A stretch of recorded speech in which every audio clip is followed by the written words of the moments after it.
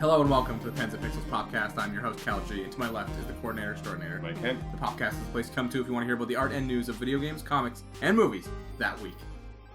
Oh, I still didn't think of one. Why can't you just think of a goddamn catchphrase? I completely forgot. Hire a raccoon and quit art. Like, there you go. That's a catchphrase you can have. Like, it doesn't matter. Could be literally anything. I could have just done like a pop sound. Maybe the podcast. Load a shotgun and go to the bathroom. Like, anything could be a catchphrase, Mike. It's not that hard. Or just a wet noise. Just a wet noise, which is basically a good summary of this podcast. So, this week we're going to be taking down the nerdy news you need to know about, as per usual. And then after that, we're going to be doing a segment on the top indie games of this year.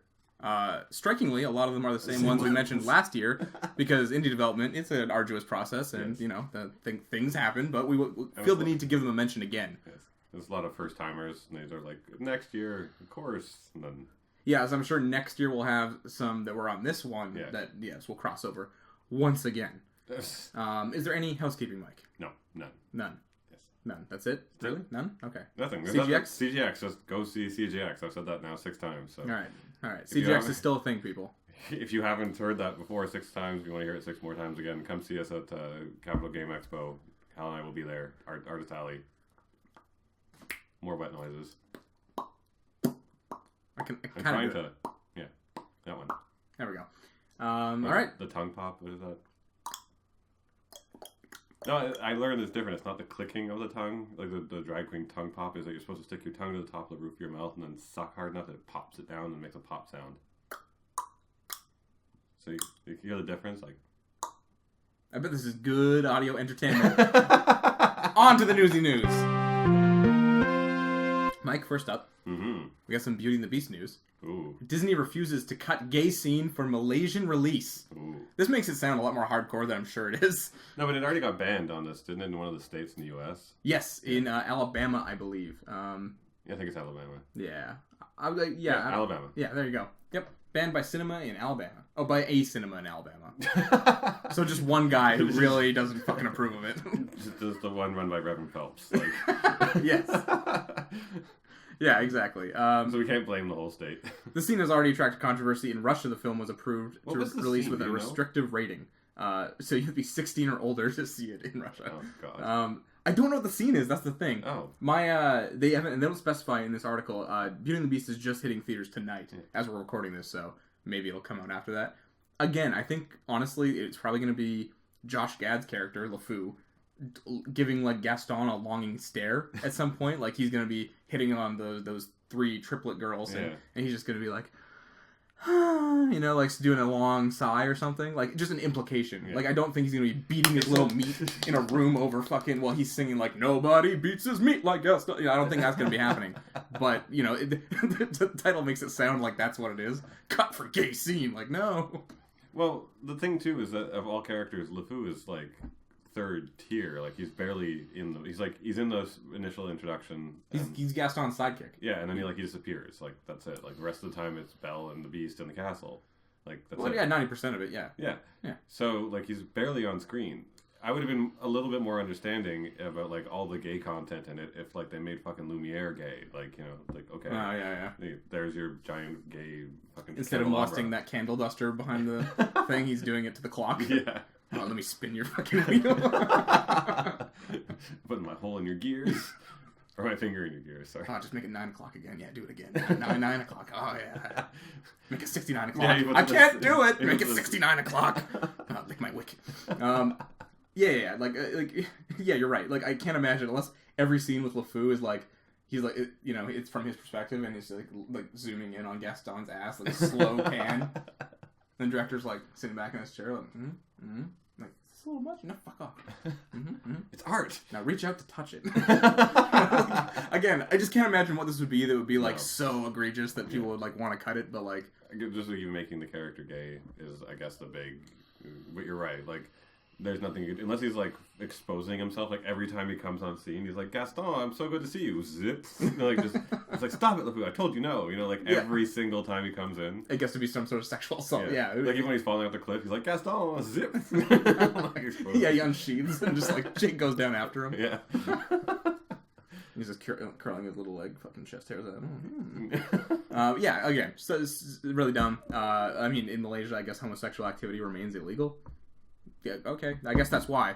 Any homosexual activity. That's also the other thing. I mean, like, in Malaysia, how much of a, like, how forward-thinking is their country politically? Yeah, I'm if not this sure. came out of, like, L.A., you'd be like, oh. Yeah, if LA was San Francisco's like, no. You're like, oh, that must be X-rated. Like, yeah, like, it's got to be like you get in and it's just like every time he comes in, he just like jumps on his back and just starts humping, like. Just pounding. All right, that's enough of Beauty and the Beast gay talk. That's really dumb. Like, it's cool that they made him gay. Like, whatever. Especially it's a small step in the right direction. That's the thing too. Like, I would think that the extreme alt left people would be freaking out, being like, "Why didn't you make a larger character gay? Instead, you made some character who has like probably in this movie have a total of 2.5 hours, 5 minutes of screen time." Yeah, probably. Yeah, like that one's gay, and you're probably probably doesn't even say "I am gay." He's probably just like you said, It's probably an implication. Yeah, right, like a sigh. Like he sighs with the girls and goes over Gaston at one point. Yeah, exactly. And like. That says he's gay, and then like that's the whole thing. Like that's as far as they're gonna go. They're not gonna go into his backstory and stuff and be like, "All right, LeFou, when did you come out? What was it like coming out in the 18th century?" Yeah, you know? He's writing his diary, and you just see him like watched Gaston's tight little ass today. It's like no, it's like a whole soliloquy off to the side. So it's just such a small component. It's kind of like, oh, the left should be freaking out, being like, you should have made a character like Lumiere. Well, maybe this is baby steps into making that crab gay from Little Mermaid. What other minor character? The hummingbird from Pocahontas? Or something from Mulan. That's not coming up next. Eddie Murphy Dragon? I guess. He doesn't really have a mate. He just spent a lot of time in her dress without doing anything, so... He's just respectful. That's all it is. Just respectful. Alright, next up. Fede Alvarez explains why he's recasting for the girl in the spider's web. So if you don't know what that is, that's the... is it a sequel? Sorry? Yep, sequel. Sequel to the series for the girl with the dragon tattoo. Which is apparently very good. I never actually watched it. I watched the original German version? Because there's two versions. Yeah, there's the like original German version, and then there's the one with James Bond there. Pierce Brosnan. No, the other one, the new one. James Cameron. What? What's his name? The guy who looks like a potato, kind of. Yeah, but he's got a good body. Oh, God. Why am I trying to... I said Dean Cain in my head. Dean Cain. We run a podcast about pop culture every week. You can tune in every Monday at 9 a.m. Like, Dean Cain? Yeah, no, that's not Dean Cain. Hasn't been I know who you're talking about, though. The new James Bond. Yeah. Like, it's him and another actress. But, yeah, I mean, they weren't my cup of tea. I thought they were a little bit stale, but I do get why people like them. Yeah, and Fede Alvarez is the guy, if you don't know, who directed the new Evil Dead, which was great, and he just did Don't Breathe, which was also fantastic. Mm-hmm. And he's recasting for the sequel, which is kind of weird, but he says that, like, it's said that 50% of the director's work is casting. If I just take Fincher's amazing casting, I wouldn't be doing half my job. Is that kind of a weird take? Is that true? I mean, casting is important, but I don't think it's sure. I don't think half of your job is like after you've done the casting, you just go home and be like, well, half the work's done. Well, I'll wait until like 6 months before the movie. Like leans back. Yeah, the hard part's over. Yeah, really weird take on it, right? Yeah. And it's a sequel to a movie. I personally hate when things get recast. It just like ruins the canon in my head. Like in Batman Begins when she was not that one that is it now. Who is it now? Megan Gyllenhaal is the new one. Oh, you mean, sorry, that's the secondary girl, yeah. Yeah. It was Tom Cruise's ex-wife. And Katie Holmes? Katie Holmes. Right, so it was Katie Holmes and it became Megan Gyllenhaal. Yeah. Like, shit like that always bothers me. If this is a total sequel and you're just recasting everybody, that's kind of like, why? Yeah. And he said it's amazing casting. Yeah. Yeah, weird, right? Isn't that fucking odd? It is super weird. Yeah, like just an odd decision. But anyways, I'm just happy he's getting a little more mainstream of a movie. Super talented guy. Well, I liked Don't Breathe is the blind horror movie. Yes. Blind guy horror movie. Come in the throat. Yeah. Yep. Yes, it's the come in the throat one. If you haven't seen it, you just go watch it and find out for yourself what that means. Yeah. Next up is the Matrix reboot in the works at Warner Brothers. This is so like before we talk about the story, you didn't see the Matrixes actually. I know you haven't seen them. No, I've seen like parts of the first one ish. I've seen like a squid and Keanu Reeves and Lawrence Fishburne's there at some point, maybe. I don't know if I just know that or if I've actually seen it. Yeah. I suggest watching just the first one. Don't bother with the other two. The first one is a masterpiece of theater.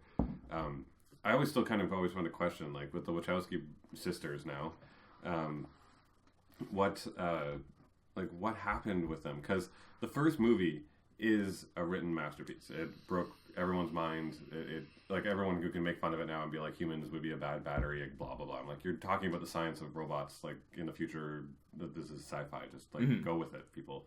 The guy's the one. Like suspension of disbelief. That there's no logic explained in it. It just said that this guy is the one. He's born in the system and controls it all. Like we all took that at faith. You can just think that a human battery will work. Like let's just run with it. But like it wasn't really. It changed cinema. Even as a film in itself, what they tried to do with it, with all the cameras, to do like that spin around camera thing, that changed action. They brought kung fu into mainstream because like all the fighting before the Matrix was just like North American boxing, and then suddenly they made like high flying kung fu and jumping from building to building cool. Wire fu. Yeah, wire fu became a thing. So like it was this groundbreaking film, and it was a masterpiece in that. And then as it goes, Wachowskis just kept getting worse. Like second one wasn't the worst movie ever, but it wasn't as good as the first one. Third one, yeah. And then everything the Wachowski does after that, Cloud Atlas, like the true and shit, like fuck that stuff. And they're on the Sense8 now, which is okay, it's good. I liked the first season a lot, and then they released a Christmas version where they basically were like, you liked all the sex scenes in the whole series, so now they're just having an orgy for 2 hours. Like literally, it was just like nothing but dancing and orgies. That sounds great. Yep. Just fantastic. Well, the Wachowskis don't sound like they're actually involved in this one, right? As of now, anyways. That's the thing.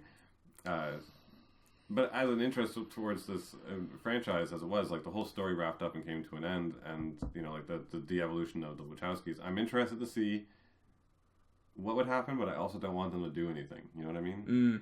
The big talking point around the story was Hollywood being creatively bankrupt. I'm not sure why this one triggered it. I wonder if it's just because we were alive and conscious at that time. You know, like, you know what I mean? Like we were conscious enough of movies to be like, oh, something that I saw when I was younger is now being remade. So that's my full point. That's what I mean. Like the whole bankruptcy side of it, the creative bankruptcy side of it is, I think with Matrix 1, it was a cohesively finished trilogy. Like the ending is literally an ending. Like there's nothing else to do except for like humanity rebuilds itself. And like, well, unless we're gonna watch them build houses for a movie, like engaging. You know, What's that Keanu Reeves movie with he's building a house with his dad? Oh yeah, the house that life built or some shit. Yeah. That's basically that. That could be the sequel. Yeah. There you go. Well, he'd have to come back to life because he dies at the end of the trilogy. Well, he is younger in that film, so that could actually work some sort of weird rebirth thing. Yeah, see, I'm a good writer. You are a good writer. I'm a Wachowski number 3. You just need a sex change. It's coming. But that's what I mean is that like this story finished and it became this iconic trilogy in a completely finished trilogy. You know, like like it was so cohesively like those three, and like the Wachowskis, it was wrapped up in a nice little package, and it became this iconic package on its own. Like there was never any context. Like I mean, you could argue that with Star Wars. Like, oh, the first 3 Star Wars, it had an ending, but they always named it 4, 5, and 6. Yeah, like there had to be 1, 2, and 3, and there's 7, 8, and 9, as he said there was going to be. So clearly there were supposed to be more movies. But the Matrix was just like 1, 2, 3, main character died. Like that's it. That's all you're getting. You get that. So. Yeah, you're right. Like with what the Wachowskis did was something that was that iconic that changed the movie industry like across the board. To go back to it, like that when I first heard it, I was like, why? Like, why would you go back to that? That of all things. It is a weird thing again because I feel like it's a more recent movie to be remaking. The Hollywood being creatively bankrupt thing is like I don't know why this one triggered it exactly, because I feel like everything just gets remade or sequelized all the time now, and like. They use it to make money on something they know they're going to make money on, so they can take risks on other movies. You know what I mean? There might be original properties. It's not so that conversation just kind of baffled me. But like having no personal attachment to it, I'm like, cool. I might actually see this one. You seem pretty like middle of the road. Like you're willing to see where it goes, but you're. I want to see more Matrix because I really love the Matrix. I actually a lot of the Matrix stuff that I ended up liking more. Like I love the first movie. Still think the first movie was like one of the best movies ever made. The other two, whatever, but they had a lot of really cool side content. The Animatrix was actually really neat, showing all of the different stories outside. Like, you know, just one of them was them picking up a kid who had broken out of the Matrix. And I think I saw one of those in that anthology. Yeah. And one of them was like a research lab that was actually on the surface. And remember the Batman Animatrix?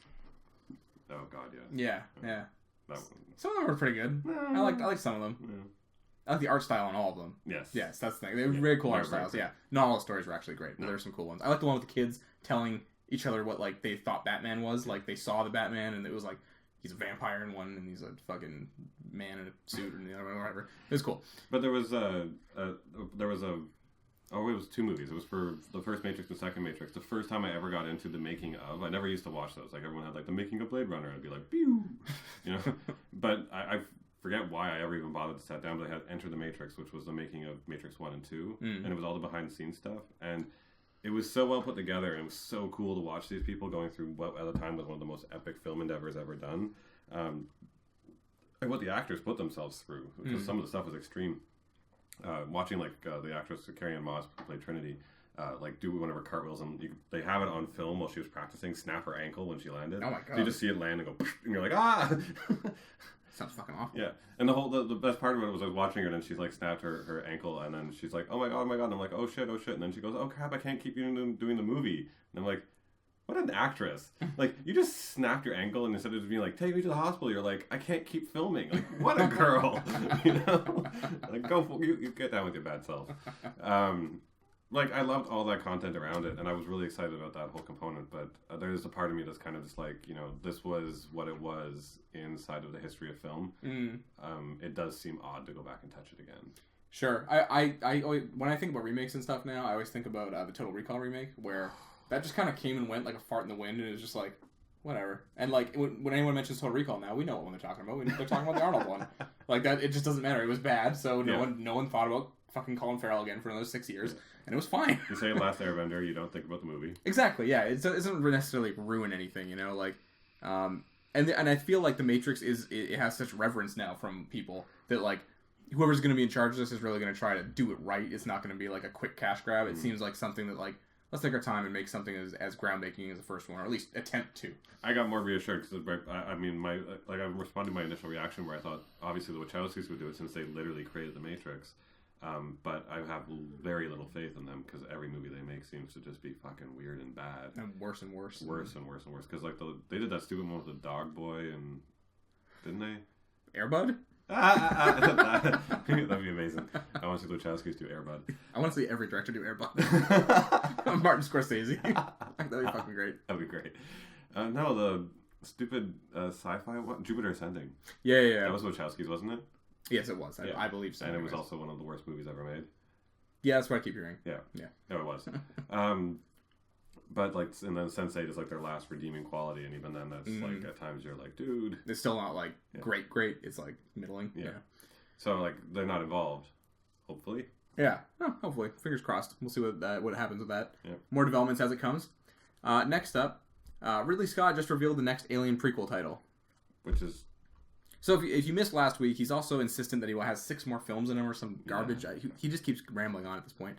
And I like the aliens. Yeah, like all of a sudden he's got like oxygen asphyxiation for coming up from his submarine, so he's just like babbling now. He wasn't Submarine Man. James Cameron is Submarine Man. Oh, sorry. This is Ridley Scott. This is director of the first Alien. Yes. The franchise he hasn't touched in 40 years. But now he's back on board. So he said that there will be another one before we kind of literally and logically, clockwise, back into the rear back head of our Alien. It will go Prometheus, Awakening, Covenant. Fairly integral where this colonization ship is on the way. So that's the first weird point, is that he's making a prequel. Yeah. Like, so Prometheus already happened. He's doing Covenant, and then in the middle of that, the next movie he's going to do is called Awakening. So why did he... It's basically like A New Hope, Star Wars 1 came out, then he did Return of the Jedi 3, and then came out with Empire Strikes Back. Yeah, isn't it weird? You're like, filled in the story that you didn't get in between. Do we need it? Do we need that? Yeah, really weird to be doing this. Maybe he just liked this character so much, and he just killed them all off in this Alien, so he's like, fuck, kill them all. Yeah. Tell the story of how they got there. Yeah, super weird. So it says, based on these comments, it seems that Alien Awakening is the title of the already penned film that Scott will be directing in the future. This is a title we had previously not heard, so it's needless to say it's a big piece of news that was leaked by the man himself. What's even more interesting is that Awakening will take place in between Prometheus and Covenant. Covenant is set 10 years after Prometheus, so that all adds up. Mm-hmm. And Scott later added, if Covenant is successful, and then the next one, and then there will be definitely 3 more. He's like, so this one does good, and the next one does good. Probably got 3. So he's got this one, Awakening, the next one, which who knows where that's set, so that'll be prequel to the sequels. Yep. Or like you said, what did you say? It was it's in between both Alien vs. Predators. Yeah. In the 40 minutes that happened in between both those movies, Yeah. Here's what happened to the alien. Yeah. Yeah, I feel like what's he even Or doing? just a movie of like the Predator just pushing some buttons while like the dead carcass is just rotting in the back. Shane Black's like, you don't have permission to use that. Yeah. They're not in the suburbs. They're in a spaceship. You just keep them out of the fucking suburbs. And he just does the eye thing, like 2 eyes looking at you, like, I'm fucking watching like you. That'd be fucking He great. backs out of the room. We'll let him here. I'm Ridley Scott. I'm making 6 more Alien films. Who is that? Alright, anyways, that's all fucking crazy and stupid. Yeah, I don't know what's going on. The thing is the more Ridley Scott gets into this, the more, like, Shane Blacky it starts to sound, like, more wacky and, like, just insane. It almost sounds like he made Covenant, and then he's like, yeah, I'm gonna do more. And he's like, well, actually, this story would really go good before Covenant. Let's do that. Yeah, let's make 1, 3, 2. That makes sense. Let's do that. Well, I think he's even doing it because he's thinking about the little science of them traveling, where they're putting themselves in the cryosleep, right? And it takes 400 years for them to travel somewhere or some shit. Well, less than that. It's like 100 years or maybe 98 years or something, right? And during that whole travel time, like, there's only 400 years between Prometheus and Ripley in time span. So that really only means you can do about 4 trips. So 4 movies. Nah, he's only got 4 movies in him. Yeah. So he's like, shit, how do I stick another 2 in there? It sounds like at this point he'll just make a fucking wormhole where the time doesn't exist. Yeah. And it's only aliens and you can only breathe aliens and who fucking knows? Who knows? Anyway, I'm hoping Covenant is going to be good.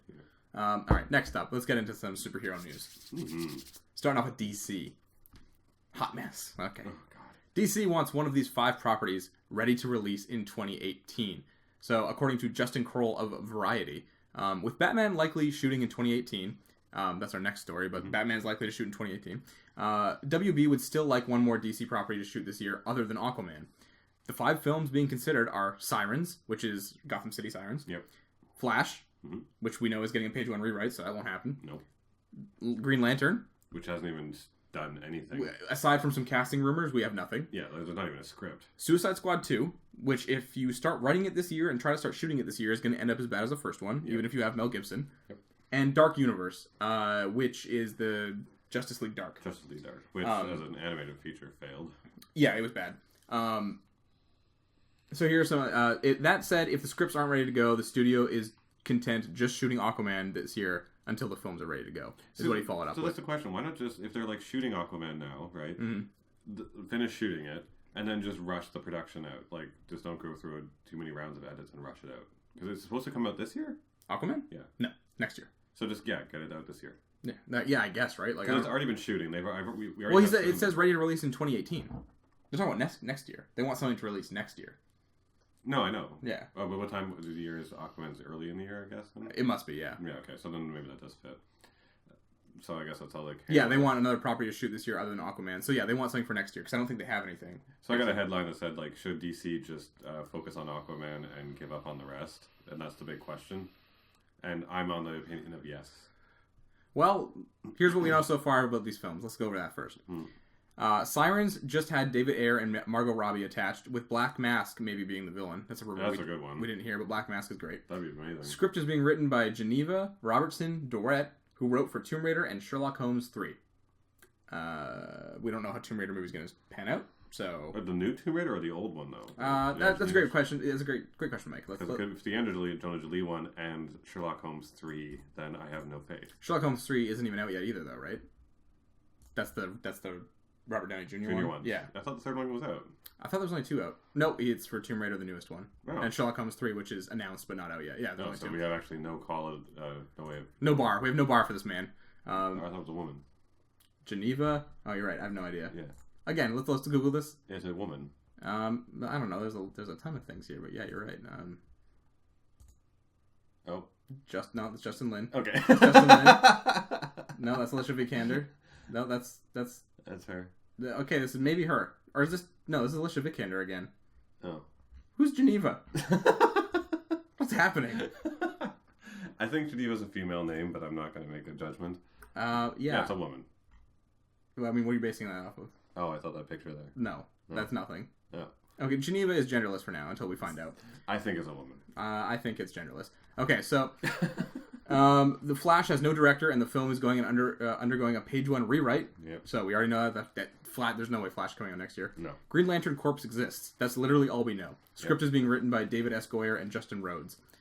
Suicide Squad 2 has that's right. It's getting a screenplay from the writer of Legend of Tarzan, that recent movie that didn't do so hot. It was not sure how the script was though. I can't judge that. No, it was no awful. fucking idea. Yeah. I mean, it's just Tarzan, right? Dark Universe only has a director, Doug Liman, and we don't know the state of the script since Guillermo del Toro left. In his script, the script features Constantine, Swamp Thing, Madame Xanadu, Deadman, and Zatanna as the team, with others, quote, in the mix. Michael Gillo is said to have used del Toro's script as a basis for his version. He's been attached since August 2016. So that's all we know for all those things. It doesn't sound like any of those could possibly even start filming. None of them would start filming, and I'm sorry, I'm putting my foot down and telling DC what to do. You can't just launch a team. I think in film we've understood that. You can't just have a team, right? You have to build up. Even with the new X-Men and The Last Stand, that team kind of evolved over all of the movies. Even though the movies got worse, the first. No Last Stand. You're talking about Apocalypse? No, sorry, I'm talking the start of the whole new. Oh, okay, sure, McAvoy, yeah, okay. Like the younger versions, blah blah blah. They introduced all of that. They built the team in that first movie, and they reintroduced the characters, and it was a smaller team of people, blah blah blah. And then they started adding to it as the movies went on, and that only really worked because the original X-Men movies laid the foundation.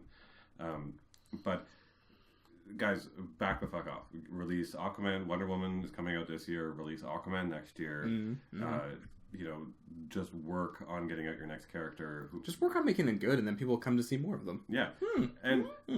Like, understand that you're never going to catch up to Marvel. They have 20 years on you. Like, just realize you can't make up. Not quite 20 years. More like 10. Well, it's been 14, 15 years for the whole... Not even 10 years from MCU. Iron Man 1 started 2008. Oh. It's 2016. But even though... 20 years is really, like, I would have been 7 when it started. Sorry, but the... for MCU, not just the MCU, I mean, like, Marvel films introducing in general. Like, back to Daredevil, blah, blah, blah. Oh, sure. Are you discounting DC's phenomenal Catwoman with Halle Berry? They've been in the movie scene for quite some time, Mike. How dare you forget such a classic? Anyways, moving away from that film, because we won't talk about that one. They have the head start. So, get your characters out progressively, just in the same way. Get me some Wonder Woman, which is looking great, right? And seems like the right tone. And then get me Aquaman, which I haven't seen much, but whatever little shots I've seen of Jason Momoa swimming. In James Wan, we trust. Yes. I've seen Jason Momoa swimming, that's about it. And, that looks great. That's some good swimming. He swims good. And then, actually now we can't even call who's next. It was supposed to be Batman, it was supposed to be Flash, but both of those aren't happening. Yeah. Well, speaking of which, the Batman delayed as the script is rewritten from scratch. Yep. So it turns out that rumor we heard originally that... Because remember we were saying we didn't know if it was confirmed that they were going to go to a page one rewrite, and then they came back and said, no, we're not doing a page one rewrite. Yes, there was a whole bunch of back and forth there. It's confirmed now that Matt Reeves, the guy who's directed the last Planet of the Apes movie and the new Planet of the Apes movie, he's working on the newest Planet of the Apes movie until June. So he can't even start trying to write until he's done with that movie. So hearing Matt Reeves is contracted to work on Apes until at least the end of June, so production of the Batman is not likely starting until 2018. Also means any casting rumors you hear are likely BS, seeing that he wouldn't have time to meet with any talent until at least July. And it says, for the record, the original screenplay for the Batman was supposedly in flux last month when it was initially reported that the studio was eyeing a fresh start. A day later, it was reported that everyone was happy with the latest draft, so that's exactly what you just said. Yeah. Affleck, Chris Terrario, and DC Comics writer and Jeff Johns were among those who worked on the first version of the screenplay, which reportedly featured Batman facing off against Deathstroke. So, I mean, not necessarily bad news. A page one rewrite always means there's a chance that thing's going to be good now. I'm happier for it. It was never going to turn out to be a good movie, so don't just keep trying to polish a turd. Exactly, right? You know, like, this cat's dead. No matter what you do, it's not coming back to life. You stress Ben Affleck the fuck out. He's basically quitting your entire franchise. Yep. Which, I'm interested to see what happens with that portion of it. See if, like, Ben Affleck actually tries to back out entirely. And just be like, I was Batman for a movie. Well, it'll be 3 movies by the end of it. If he gets out. Well, 3 movies. Yeah. Justice League. Oh, he is filming Justice League. Right? Batman vs Superman. He's already in Justice League, Yeah. and then this Batman. Well, I wonder if you can try and back out of doing actually this Batman. Yeah, you never know. Yeah. Who fucking knows? But again, cautiously optimistic. Hope they get it right this time. Yeah. We're not going to see Batman until 2019 at this point. No. That sucks. Meh. I want a Batman film. If all the rest of the DC universe got crushed into a little cube and just shot off into space, and you see Henry Cavill, no, like, you know, like fine, keep Batman. I want Batman movies, you know, like I want like a Christopher Nolan, maybe not a Christopher Nolan style, but like that level of quality again with Batman, you know. But I wanted that with other characters. I kind of like I'm like yes, yay, Batman, always more Batman. But I really do want to see some of the other DC characters. Because what Mike means by that when he says that is he wants a good Green Lantern movie. Yes. Yes. When he says other characters, I know what he's thinking. It's Green Lantern, and that's the one I would also err on the side of. If Batman got shot into space, yes, I would probably say Green Lantern. Yes, Green Lantern would be amazing. As a matter of fact, even just making an entire cinematic universe of Green Lantern would be an amazing series. But the thing that's getting to me is that like I love DC, you love DC. We've been fans of them since we were kids, but I always like judging the mass populist view of superheroes based on the cinematic universes. So like Jen and people we know like that who didn't read comic books or don't even care about superheroes, who do now because of the films, all of them and their responses, what's up with DC? Are they even cool? Do they have any good characters? And I'm like the Martian Manhunter. And regular people don't like Martian Manhunter. Yeah, they're like, what? And I'm like, Wonder Woman? Fuck. Like, how do I couldn't sell them when I was a kid. I can't sell them now. This is your job. DC's always like weirder and more esoteric, right? Like they're just a little bit. No, but even then, like I couldn't sell Marvel characters when I was a kid. I couldn't sell any superhero. I'm like Captain America. How do I make Captain America cool? Yeah, it's true. You know. Yeah. And then that movie was coming out, and I was like, Captain America. Why are the flag waving guys so fun? I'm like, well, wait until you see, because they know how to make them cool. Like.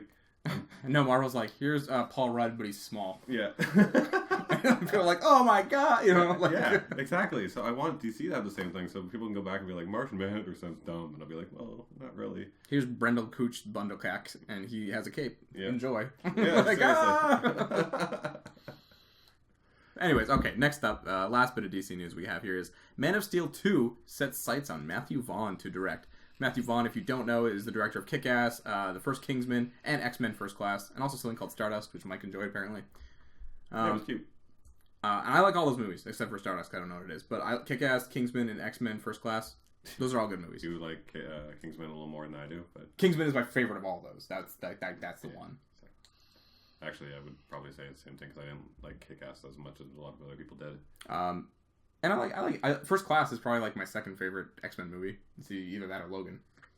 Oh yeah, sorry. First Class is like really good. If you good. put Logan in that category, yes, for sure. Yeah. I love X-Men. If it's just X-Men, First Class is it. That's my favorite one, personally. Yeah, for sure. I know a lot of people like Days of Future Past as well. I like Days of Future Past a lot, but you're right. First Class is better. Yeah, Days of Future Past is like right under First Class. Except for every single time I ever watched that movie with someone who's never seen a superhero before, a superhero film, and Banshee, they laugh. I'm like, he's actually one of the coolest characters in X-Men, I swear. But and I'm like, but they're like, does his power actually work like that? And I'm like, yes, but it's cool. That's what he does, stare blankly at the TV. But it's cool, I swear. It's really neat. Yeah. What does this say? Man of Steel was the first movie to kick off the DC Expanded Universe that would eventually include a new version of Batman, as well as the first big screen iterations of Wonder Woman, Flash, Cyborg, blah, blah, blah, blah, blah. A new report indicates that Kingsman Secret Service and X-Men First Class director Matthew Vaughn is the studio's top choice to direct Man of Steel 2, and they've already had preliminary conversations about working together. Oh, I just realized, aren't they doing Kingsman 2? Yes, it's coming out this year. Did he do it? Yes. Oh, okay. Yes. Okay. Fucking stoked. On fire! Funnily enough, back in 2010, Matthew Vaughn revealed that he was brought into Warner Brothers to pitch his take on a new Superman movie. Christopher Nolan and David S. Goyer ended up being the ones in charge of Man of Steel, with Zack Snyder directing and becoming the eventual shepherd of the DC Expanded Universe. At the time, Vaughn had this to say: "I just hope they don't make it too serious. I think it's one thing not to do with Superman, trying to do the serious Dark Knight version. Superman is about color and fun, or it should be for me." I agree. Hmm? That's totally right. And this man should have been in charge, and they hired the wrong man. Oh man, Matthew Vaughn, you're making me pine for what could have been. Yeah, because apparently you were supposed to be in charge of this whole DCU, and you would have saved the universe. Yeah, that's a little depressing. Yeah. But Man of Steel 2 is maybe it'll be good. Maybe Matthew Vaughn can revitalize it. Yeah. He's a man who represents truth, justice, and the American way. Like, don't try and be like, but I'm the hero that these people need. I'm brooding. Yeah, brooding Superman is like not No. usually great. Villain Superman can be interesting, but like not for a whole movie where you're supposed to care about him. Yeah. You know, like Superman Red Sun, is that the one when he's in Russia? And he takes over and he's like an evil dictator? Oh, you mean the comics, yeah. Yeah, comics. I was like, they did a film? Yeah, no. But like, it's a super cool comic, and like, Yeah. you know, that works for that comic, but it's not like an ongoing series where he's, you know, constantly ruling Russia. The one where they do the alternate one where the Flash dies and then they all go evil. Flashpoint. Yeah. Yes, Flashpoint's great. Yeah. Yeah, that version of Superman's neat. He's all fucking scrawny and shit. Alright, next up, a little bit of Marvel news here. James Gunn said there will probably be a Guardians of the Galaxy 3, but it's not official yet. But yes, it is. Yeah, I think with or without James Gunn, I think that's going to be going forward. But well, Gunn is hard at work finishing up Guardians of the Galaxy Volume 2 for its summer release date. He's been making the press rounds for the Belko Experiment, the new horror movie he wrote with director Judge McClain. Oh, is that out? It's coming out this Friday. Like, no, today. Today, it's coming out today. Oh shit. Is it a theatrical release? Yes. Speaking with Complex, he addressed the subject of Guardians of the Galaxy 3. There will be a Guardians 3, that's for sure. We're trying to figure it out. I'm trying to figure out what I want to do, really. That's all it is. I've got to figure out where I want to be and what I want to spend the next 3 years of my life doing. You know, I'm going to make another big movie. Is it Guardians or is it something else? I'm just going to have to figure that out over the next couple weeks.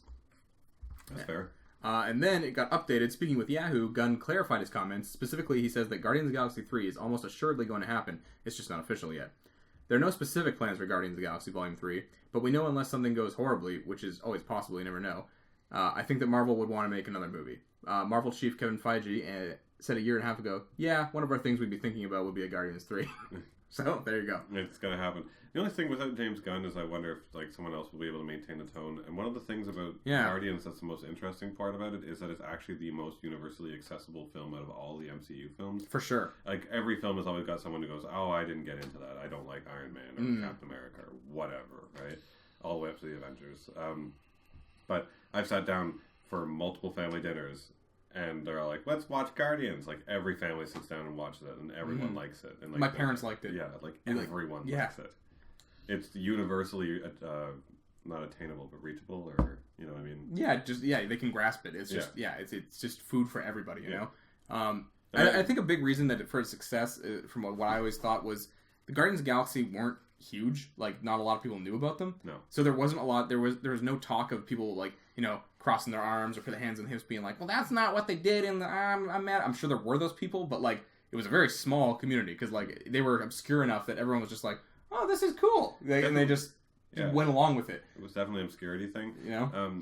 But also, it was easier for them to work with because it was one of those few teams where the team had such a drastic change to it as well. Because like the original core Guardians of the Galaxy from like back in the 80s and early 90s was nothing close to what it is. No, right? It was Starhawk, and he had like these big yellow fins that came off his head, and he could see through time, and he shared his body with his wife. I didn't know that. Yeah. She would take over, and they would switch, and he'd become her, and they were empowered by the Hawk God, and like the list. Deep lore. Yeah, and Yondu actually did exist, but he has a big red mohawk, and he shoots bows and arrows. Yeah. Yeah, and it was like hot and cold arrows or something like that. And not sure. Yeah, I know what he looks like though. Yeah, and he's blue. And Mantis was there, wasn't she? No, well, maybe she was. I don't remember Mantis being in there. There's a reason I thought she was. Yeah. There was another girl who had like magma hair, and she shot flame from her hands, and then there was just a big dude. I forgot his name, but he was dumb. And he used guns. But like that was the original Guardians of the Galaxy, and it was like they had some sort of great mission to like sit outside of time and use Starhawk's vision of time to try and alter the future, and then turned into like what we have is Guardians of the Galaxy now. Yeah, this movie that's like influenced by an awesome soundtrack and charming characters. Well, I mean, even the characters before, because like the Star-Lord came in later as the head of the Guardians of the Galaxy, Gamora came in later, Drax came in later, etc. Right? All of those characters and their like kind of like misfit band that they became, right, was done before the movie, and that was what they took this from. Was Groot ever in the Guardians of the Galaxy? No, right? Was he? Yeah. Yeah, before all this? Yeah, he was. Yeah? Oh, okay. For some reason I didn't think he was. I thought he was just like some fucking tree from an old comic. You know? No, he was in there. Oh, interesting. Not for long, like not as long as like the other characters, you know, because like Gamora and Drax existed beforehand in the Infinity Watch with Adam Warlock when they broke up the Infinity Stones. I knew Drax existed for sure. Yeah. Because like Gamora and Drax were each were a holder of an Infinity Stone for the Infinity Watch. Moondragon, which is the character that might pop up in the third movie, is like they had the great name. Gamora had this. What stone did she have? I think it was the time one. Yeah, and Drax had power stone, obviously. Moondragon had the mind gem. Pip had the reality gem to make portals. You know, but then they all don't have. I mean, you can't hand someone the key to the universe and be like, "We have a story." So, and hence we have the Guardians we have now. Yeah. Yeah, so the Guardians 3 seems like an obvious choice that they would continue to do. It's just so... And they're so fucking separated from everything right now. At all times, really, it seems like that. But they're going to be brought in for Infinity Watch, so by the time 3 is... Sure, but their standalone movies really don't intertwine at all, you know? So well, I mean, just the Stones tie in that story. Yeah, I mean, it's Thanos in the same universe, Mike. Thanos exists, but, like, they're very much on their own. You don't need to have seen anything else to really get what's going on. You see Thanos sitting in a chair, you're like, he's purple and evil. Okay, speaking of purple and evil... Venom's been purple at some point. Has he? Yes. I mean, he's black, but like his highlights were purple in the Ultimate comics. They switched it from blue? Yeah, they did purple for a long time. In the mid 2000s, I want to say. Ultimate Spider-Man did a lot. Yeah. So real randomly, we're gonna intertwine two stories right now because it's super fucked up. But Sony resurrects the Venom movie and gives it a 2018 release date with no fanfare whatsoever. They just kind of had a press release yesterday, and we're like, Venom, it's coming out next year. I think it was more of just like, by the way, we're doing this. Let's see what the reaction was. Also, they haven't confirmed this, but the rumor is that it has nothing to do with Spider-Man: Homecoming, or Spider-Man at all. It's like a completely on its own, separate. Here's a Venom movie. Well, sorry, which Sony? So yeah, okay. So this is Spider-Man: Homecoming and all that shit. Yeah. Is that Daredevil too? Or not Daredevil? Sorry, fucking Deadpool. No, that's Fox. That's Fox. X-Men. That's X-Men. Fox is X-Men, Deadpool. Right. Sony is just Spider-Man. All they have is Spider-Man shit. Which is now tied in a little bit with the MCU. Or directly, actually. Yes, yeah. They're cooperating now. I'm not sure how it works, but maybe Sony could take their ball and go home at some point. So Venom could be an Avenger. No, but he couldn't because this is apparently on its own thing. But they say, it could be its own thing in the way that like not Deadpool, but any movie intro of a character is like, hey, this is the character. Right, and then at the end of it, they're like, "But he's in the universe." But isn't it fucking weird that like Venom's origin is directly tied to Spider-Man in every case? Every version of Venom is basically, except for maybe the 2099. Why would he randomly have spider powers from an alien? Goo monster. Yeah, it's just like the goo monster's coming down, and like before he hits the ground, he sees Spider-Man. And he's like, "That looks cool." Now I'm on a dog. Like, there's the dog symbiote actually. But it's cool. It's cool, I swear. So, okay, reports... When you see it in the film, you won't think so, but really it is. So a Venom movie has been trying to get off the ground for, like, fucking years. Like, I want to say since 2010-ish, around that area, I've heard reports of a Venom movie. And obviously, I'm a hardcore Venom fan. I'm following that news all the time. Yes, it pops up every now and then. They'll be like, oh, yeah, we're doing it. And then, like, it just dies. No one ever talks about it again. 2 years later, they're like, oh, yeah, it still exists. And it just dies again. Yeah, but Sam Raimi hit the nail into that coffin, so... Yeah, he sure did. Sony abandoned spin-off plans, this talking about the old Spider-Man movies, the Tobey Maguire ones, after coming to an agreement with Marvel over use of the Spider-Man. The studio resurrected Venom project last year and hired Dante Harper to pen the screenplay as an entirely separate entity from their rebooted Spider-Man franchise. That was pretty much the last word we heard on the subject, and it remains to be seen whether Venom will still be developed outside the Spider-Man franchise. Oh, okay. That's different than what I heard. I mean, they could tie it in really quickly and just be like, instead of him having to latch on to Spider-Man for a time, they just created in the lab and mixed it with Spider-Man blood. I take it. I mean, in the Ultimate version, he's created by Peter Parker's father, but like he was a suit to cure cancer. Yeah, and it turned out to be I'll take a horrible monster. It doesn't have to be a whatever the fuck they are from planet something, an alien. You know, like he couldn't be a science creation. That's fine. I mean, he already has been. Yeah. And you're okay with that, right? I'm not. I don't know if I'm fine with a Venom movie without Spider-Man at all. What's he gonna do? He's just gonna kill people and then the movie's over. What's going to go on? Oh, you mean the story?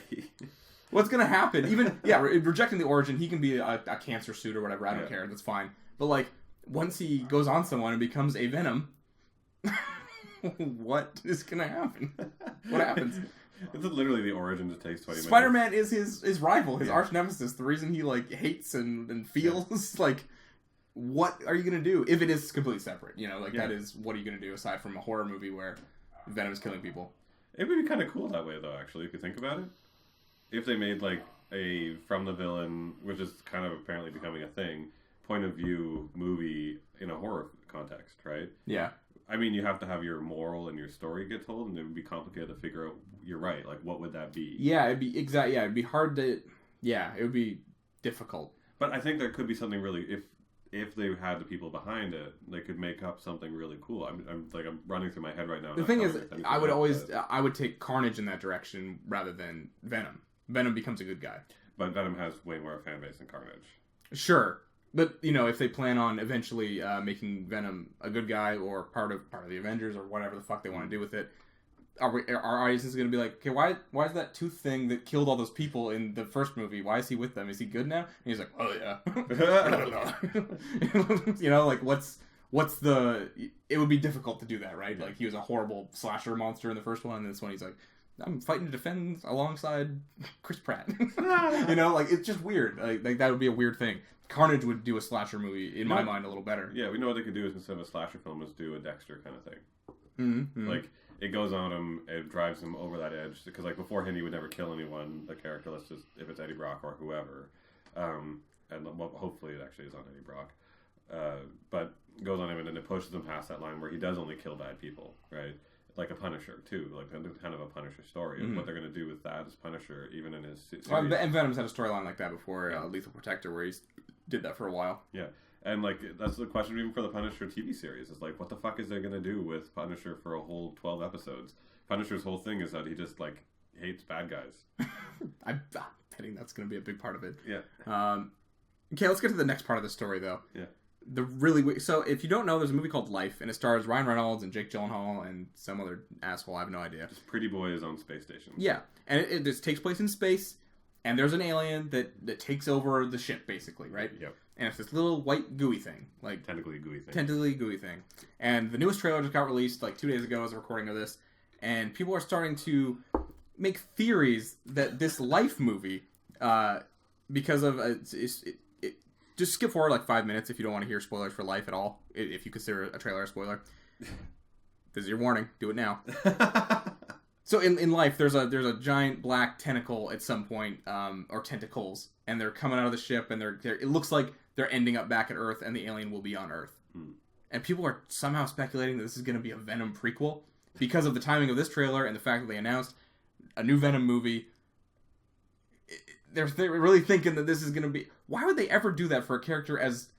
Look, Venom's not small. He's not like, you know, some obscure character, but he's certainly not Batman or someone you would do a secret prequel movie for, you know, and hide it all cleverly. Like, at the end of the movie, they're like... Ryan Reynolds in 2 different franchise films separated from each other, because, like, he's Deadpool for Fox, but then he's Ryan Reynolds, the spaceman, in Marvel's Sony Adventures. Yeah, like, well, I mean, assumably he would die. But just fucking... And also another reason is because in the trailer of Life, there's a shot that is like the exact same shot of something that was used in Spider-Man 3. And because they're using this B-roll footage, which I assume is just B-roll footage the studio has, and they're like, you need a crowd shot? Fucking, here's a whole file of crowd shots. An editor just totally lost their job. yeah, exactly, right? Someone just spotted their copyright. You're like, dude! Yeah, well, I mean, I think it's... This is made by Columbia Pictures, not Sony. Yeah. But I think Columbia might be a subsidiary of Sony or something, so it kind of lines up. But it would just be so much, you know, at the end of this movie, you know, like, all of a sudden, like, Venom rises up and you see, like, the fucking smile, and then you see the tongue lash out, and it's like, Venom! And it's like, everyone's like, who? What is this? Yeah, like what is this? I came to see a horror movie about an alien on the International Space Station. No one, I don't think anyone except for, like, me and 3 other people in the world are going to be like... Hey, this is what we wanted. You know, like, there's no way that's a thing, right? No, it's a bad edit from a bad trailer editor who's spliced footage maybe from Spider-Man, even if it is the exact footage. Let's just say it is, and if it is, like, that's just okay. Fuck you for not, you know, taking any footage from the film. But it's a white alien, and it only looks black because there's no light in space, so it's hard to tell color. There's a whole bunch of scenes of that thing where it's like it's white and then it goes into the shadows and it looks black. It's like it's in the shadows. I think the tentacles look black at some point. Personally, I don't think it's a shadow thing, but I just don't think that's enough evidence to go to be like that's Venom. Yeah, that's Venom. It's like every single time two different companies do something at the same time, they're like they're connected. Yeah, like there's no way that's a thing. I mean, this theory surfaced on Reddit, but it got a lot of play on like every big site, which is just shocked me again. I thought this was gonna be like an obscure story I was reporting on, where I was like, isn't this fucking stupid? But I'm like, isn't this fucking stupid? Yeah. Never gonna happen. It'd be like if someone released Harry Potter and information, and the next week they released some Lord of the Rings thing. They're like, Lord of the Rings is a prequel to Harry Potter, and you're like, what? They have nothing to do with each other. Not even slightly. Yeah. All right, moving on to video game news. We only got 3 stories. Not a heavy week for video game news. First up is Nintendo developer reveals why Link's Breath of the Wild design doesn't feature a hat. For dumb reasons. The short answer? It doesn't look great. As graphic fidelity has increased, it becomes more difficult to make that hat look cool, says Breath of Wild art director Satoru Takazawa in an interview during Game Developers Conference in San Francisco. As the game becomes more realistic, it's difficult to present it in a way that is appealing. If you look at Twilight Princess, I made the hat really long so it could flap in the wind and move around. But because of that, people were like, what's he got? What's in that hat? What? What's it? No, I never asked what was in his hat. But no one did. I'm moving on from that. The worst part about all of this is that if you defeat all 180 fucking temples or whatever the fuck it is, you actually get the hat and it looks great. Also, if you have any Link amiibo ever, you can tap it and it'll give you a Link outfit. One from Wind Waker, one from Twilight Princess, one from Skyward Sword. And it gets you the tunic and it looks cool. It looks great. It looks good. It's Link. It's Link in his tunic. It looks fine. Yeah. I don't know why now they're like, oh, this game looks so good that the hat looks fucking ridiculous. And the thing is that graphically, it's not like it's that cartoony. Model. It's like Wind Waker, but like with a realistic style. It has that kind of like cell shading. Or Ocarina, any of them doesn't matter. It's not like they made him look like fucking Snake from Metal Gear Solid. Like exactly. Like if you put Snake into the tunic, maybe then. But you know, in this context, it's and even then, who cares? You know what? If the hat looks too big and too silly, just make the hat slightly smaller. We have lots of hats. I included this story because I was just like, what a weird thing to really dwell on and think. Sorry, go ahead. Sorry, his hat is an iconic piece of Link. Like when you think of Link, you think of the tunic. There's a game that's really about the hat. Yeah. Minish Cap. Yes, the Minish Cap, exactly. Yeah. The origin of the hat. Yeah. And like, that's just what you think when you think of Link. I don't think it looks any more ridiculous in this style than it did in any other style. No. It's a tunic. Like it looks. That's fine. Anyways, it's just dumb. Like kind of strange that they like dwelled on it enough to be like, let's remove that iconic. You know what it is? Is that the Square guys going like, oh, we can't render cities yet. Well, this time it's an even lamer excuse. We can't render hats yet. It doesn't look good enough. All right, Mike. If you had to guess without already knowing the answer, what the biggest video game launch of this year was so far, what would you have said? That the answer that it is incorrect? No, I would have said Horizon. I also would have said that. But also, actually, no, sorry, I'll take that back. I would actually say Link just because of the popularity of the franchise. I would prefer it to be Horizon. Well, Ubisoft open world shooter Ghost Recon Wildlands is the biggest selling launch title of the year so far. Which is baffling. Wildlands is also the second biggest launch for any game with the vague Tom Clancy moniker attached, which covers everything from Ghost Recon to Rainbow Six to Splinter Cell. The only Tom Clancy game it didn't outsell? The Division. PlayStation 4's exclusive Horizon Zero Dawn, 2017's previous biggest launch, continued to sell well in second place.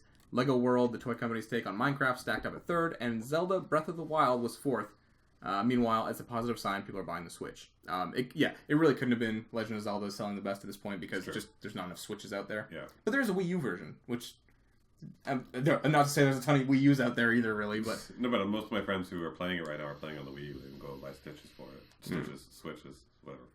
Yeah, but it kind of makes sense that wouldn't be the biggest one. But Ghost Recon Wildlands is something that, when it got revealed, I thought it looked cool. And literally everybody else just said it looked like dog shit. Peps, my old roommate, said it looked like dog shit. I mentioned it to you at some point. You were like, looks like shit. Ghost Recon Wildlands. Yeah. Everyone on message boards was like, that looks fucking boring. And I was like, I don't think it looks that bad. I think it looks okay. And, like, I guess there are a lot of people like me out there, or, like, more into it than me, because I didn't fucking buy it. But, like, who were like, this looks great, and they fucking bought it. I didn't even see, like, a huge campaign for this thing. Oh, I saw a ton of shit. Did you? Every single fucking time I opened up anything, this game came up. Oh, really? Okay. It was, like, invisible to me. Oh. I never even clicked on anything. Like, I never even looked it up once, but, like, every ad that ever ran on any video, anything that popped up was this game. So I believe that it had definitely the run behind it, but I always felt like the word of mouth behind it was more people being pissed off about new components that were coming out. Like, oh, they talked about our country being a drug country and all this other shit. Like, bad press. Well, it didn't seem like the game itself was too special. It just seemed it seemed like fairly average, and no one was like really praising it. Like The Division, when it first came out, people were like very hyped about it, even though it ended up not being as good as it should have been. Like, people were still, you could see why it did well. Yeah. Whereas this was like, it was just, here's Wildlands. I guess maybe the bro gamers are just really hungry for a new game. I guess so, because Horizon Zero Dawn, not too much of a bro game, but in despite of that, it sold 2.6 million copies in 2 weeks, and a story expansion is coming. If you don't know, we are huge fans of Horizon Zero Dawn. There's going to be a review / spoiler cast incoming. Yeah, for the full 2 weeks game from beginning to end. Yeah, 2 weeks from now. But that's great news. I'm so happy this is doing well. So I was kind of worried with Zelda coming out at the same time, and apparently Ghost Recon. Yep, the one to watch, Ghost Recon.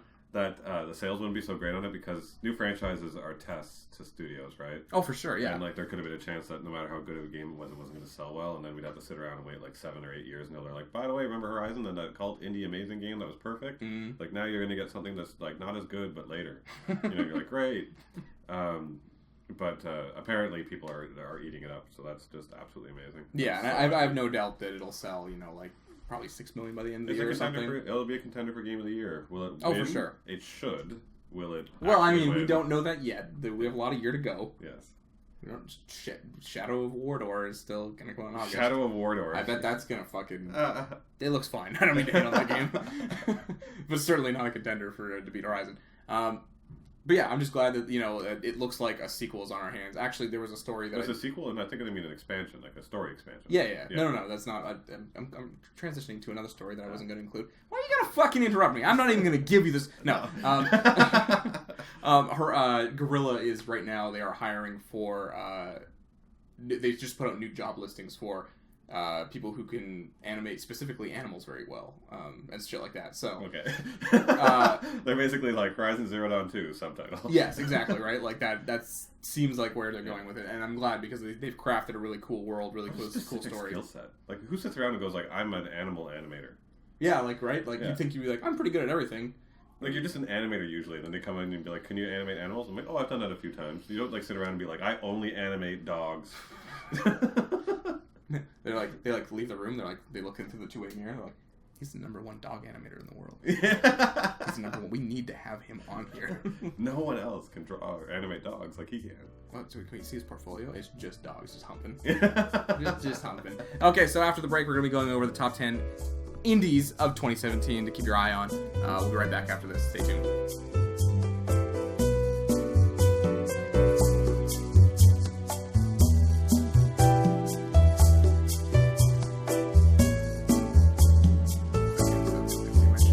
Welcome to the Pens and Pixels podcast, second segment, the indie incredible extravaganza 2017 iconoclasm. Those are almost all I words, so I did well. You did do good. I was like, hey, you keep going with it.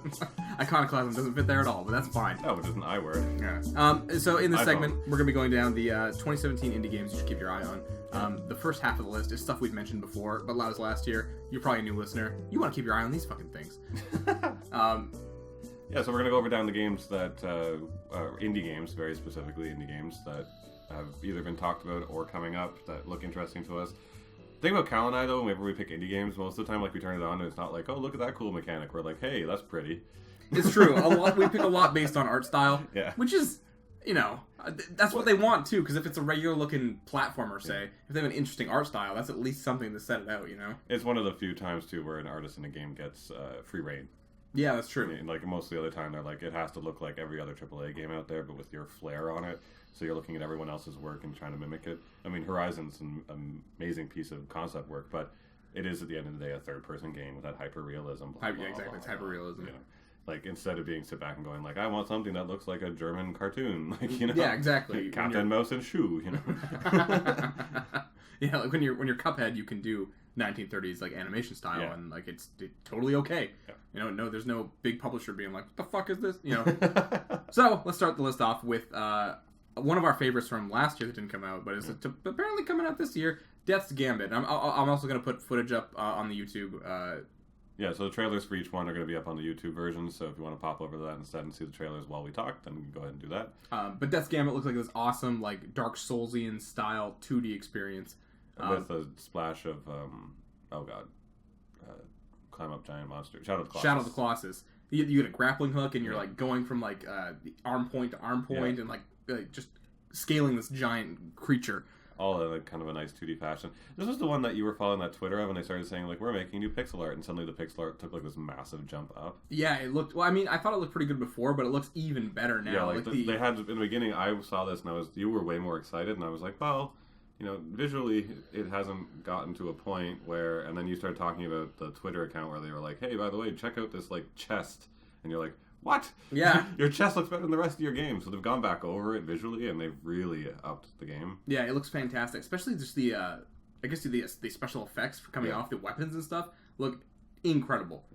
His walk animation still annoys the crap out of me, but the rest of it looks amazing. Like his jumping and the fluid motion for the rest of it. I like his little orange cape. It makes him stand out even when he's super tiny on the screen here. I kind of have an issue with that in indie gaming. What? Is the traily cape. Because every single game does it now. It was like Zero did it first. It was because, like, capes are dope, man. You can make a fluid, like, graphics processing thing, like a shader or whatever, to make a cape that responds to physics and all that stuff, and it looks cool. But also, it helps you track your character easier. So, like, Hyperlight Drifter or any of those, what do they all have? They have a flowy cape behind them. Or a long ponytail, and they have blonde hair or some shit. I get it, and I get why you do it, but almost all indie games have flowy-haired character something. Well, I'm not going to hold that against this game. That seems like a mic hang-up. I just want to see something new. Even if you're going to use the exact same technology, get clever and come up with something different than just a cape. But, like, look at this little orange cape on him. He looks like a fucking badass. Yes, it's great, but give me something new. I've seen it too many times. What else would you have trail this little man, Mike? Anything. So we could do...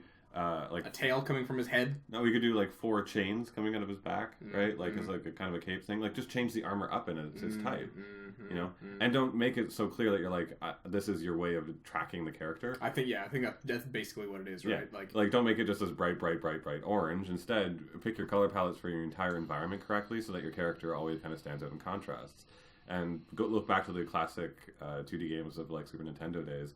And then the good ones, like Mega Man X is, he's a blue guy, but he never truly gets lost. No, never. Because the environment... Those are big, chunky sprites, though, too. This is a little more... They are, but you don't lose track of them, because his color palette never actually was too monochromatic to what he was sitting in. And he's also outlined in black. Yeah, he has, like, with a good visual cue, right? Oh, for sure, yeah. Like, don't always do the flowy cape with a bright color. Do something a little bit different. I like the floaty cape. I think it looks badass. I think Death's Gambit looks badass. It does. Let's hope this comes out this year. Yeah. This is something that, like... This is one of those games that, like, indies are always something so easy to overlook when something big like Mass Effect is coming out or, Horizon or something. And, like, I hope this comes out at a good time where I'm like, oh, yes, I will pick this up and put 20 hours into it or something, like I did with Salt and Sanctuary when nothing else was out. Yeah, and I've always been looking for indies that kind of take up that time, especially in the summer. And like it's always when you're like, I have nothing to play, and then hit the store and you're like, oh, that one. And this is definitely one of those. I would put those on that list where I'm like, I want to fill the gap. For sure. Here's another one that has just been in development forever. And this is an isometric Dark Soulsian style game called EITR. Coming from Devolver Digital, who they've been publishing a lot of great indie games recently. Yeah. This one, again, like some beautiful like sprite work. Yeah, it kind of reminds me a lot of Sword and Sorcery. That was that mobile game for a while. Which one was that? It was pixel art. It was very famous. It's Sword and Sorcery. It's hard to describe. It was very, very low poly pixel art. Like, I mean, like just cubes. But this has a lot of tones from that to me. But it's really pretty. It really is pretty, and it's isometric, but it's still action based. Yeah. Like it's you know, like. I feel like you don't see that a ton. A little bit like Hyperlight Drifter, because Hyperlight Drifter was isometric. You're right. Yeah, it was. Yeah. All right, you even validated my point. No, but I mean, this is more on a little bit more square, because Hyperlight Drifter gave you a very like smooth, like you could almost do a complete circle in your like if you had the cubes, you weren't moving cube to cube. No, you were moving it smooth. This is more like you're moving cubes, like you're on a more of a trajectory, like you go straight line. which is actually like a combat form, so I'm totally down with that. Yeah, it's another like it looks like a dungeon crawling game. It looks like they're designing the fuck out of it right now. So keep an eye on that one. Not much to say about this one because we know so little. Yeah, there's not much to say other than it's supposed to be like a dungeon crawling game, and you play as this girl with a sword, and there's lots of monsters. And I like monsters. But it's all been so well designed, it stands out enough to be like, I'm interested. Next up, Pray for the Gods. Probably the best name on this fucking list. Pray for the Gods works in 2 levels. Let me explain it to you in case you're too stupid to get it. Probably not, but I want to go over it anyway. Pray for the Gods, like you are prey. They spelled it P-R-E-Y instead of P-R-A-Y. Yeah, like you're in the food chain. You're fucking prey. You're prey to these gods. Yeah. The gods are going to fucking eat you. But it's also like, pray for the gods because you're going to fucking murder them. You are Kratos. Oh, I didn't get it that way. I thought more like you're supposed to pray to the gods. Well, you pray to them, but like pray for them. Pray for them because they are in deep shit. From the girl who spends a lot of time running with wolves. Yeah, who knows what this girl does. But this looks like a totally like just straight up like someone was like, I would like another Shadow of the Colossus, and they just made it. And they just straight up made it, you know, like it's scaling giant monsters in a. I mean, I want to say a blank wilderness. It's hard to say from this trailer, but it looks like it's going to be pretty sparse. Yeah, it looks like frozen tundra. Although, I mean, there were wolves, which is more than you can say for Shadow of the Colossus. Yep. That world had 1 horse. And no squirrels, no vegetation. It had grass. Yeah, it had grass. It did have vegetation. It had trees. Did it have trees? Yeah. It's been a long time, but I want to say yes. Yes. There was water.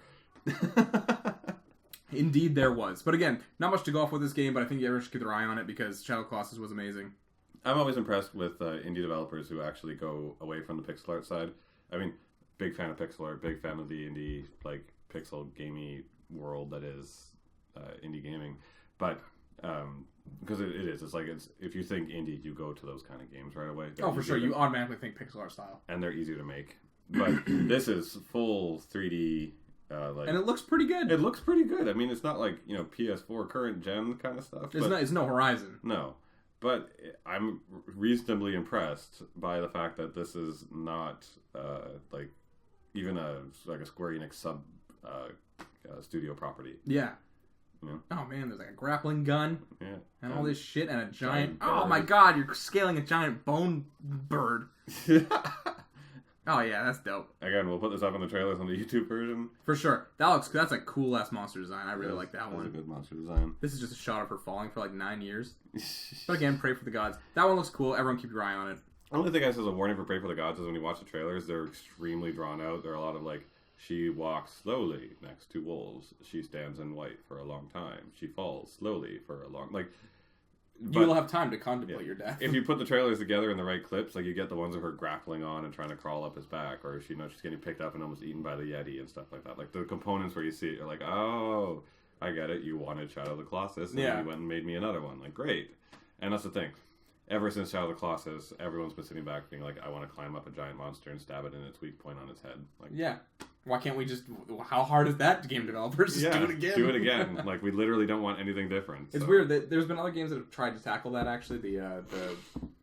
It's not new at this point, but there was, like, 2 3D Castlevanias that came out last generation. Yeah. And the second one tried to do this, like, Shadow of the Colossus type thing, but it was really, like, QTE, like, time-based shit. It wasn't a lot of actually, like, scaling. It was, like, very easy climbing and stuff. And, like, the fun of those games is, like, it's hard to climb them. It's an actual, like...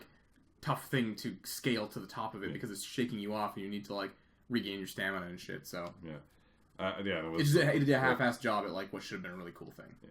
It was the traversal getting out the monster that was literally the hard part of that game every time, and the ingenious part about it at the end of the day, which looks like it's getting done in Pray to the Gods as well, though, is that each one was really interesting to get onto because it wasn't just like giant lumbering rock monster giant, right?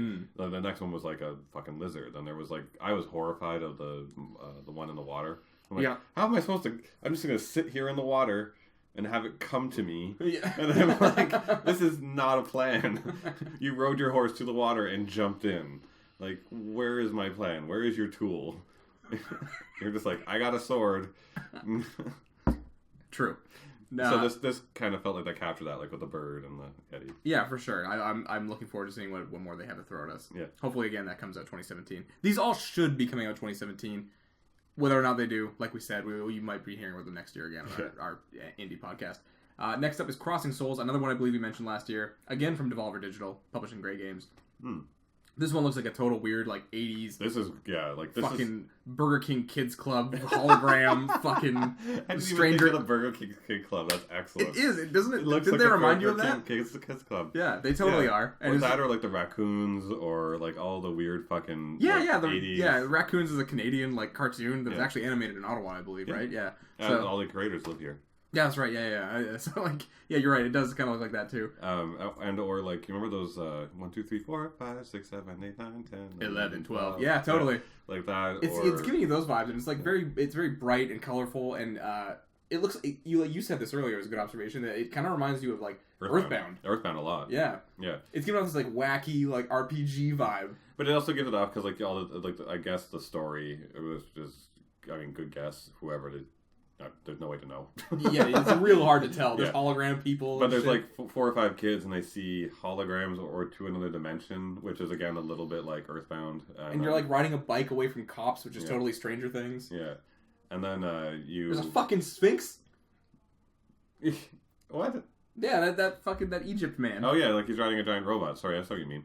But like look-wise and feel-wise too, like maybe these kids all have psychic powers or something, and they see something beyond like the realm, and then like that's kind of like Earthbound again, right? And then they all have different abilities based on like their weapon of choice, which like in Earthbound is like, oh, I like yo-yos, you use a yo-yo attack. And then the actual gameplay is pixel art, but the video sequences in it, which are great that they have, are in that weird 80s cartoon style. Yeah. And it looks great, and like it looks totally fucking wackadoo. Like no idea what. Best part about it, for an indie game in a world saturated with a ton of pixel art that all looks very much alike, because even as much as we mentioned the previous games and we love them, EITR, Below, all that kind of stuff, they all kind of look the same at the end of the day. Yeah, it looks like they could have been from the same artist, you know. Yeah, it doesn't matter. But this is like someone sat back and was like, "How do I fuck with this shit?" Yeah, it's definitely a unique art style, and along with Death's Gambit, these are like I'm following this closely on Twitter. I'm following the fucking developer, the publisher, the artist that's working on it, because I really want to see how this game turns out, because I think it looks really cool. I'm really interested in Crossing Souls just to see if it lives up to it. Like if I'm going to play this game.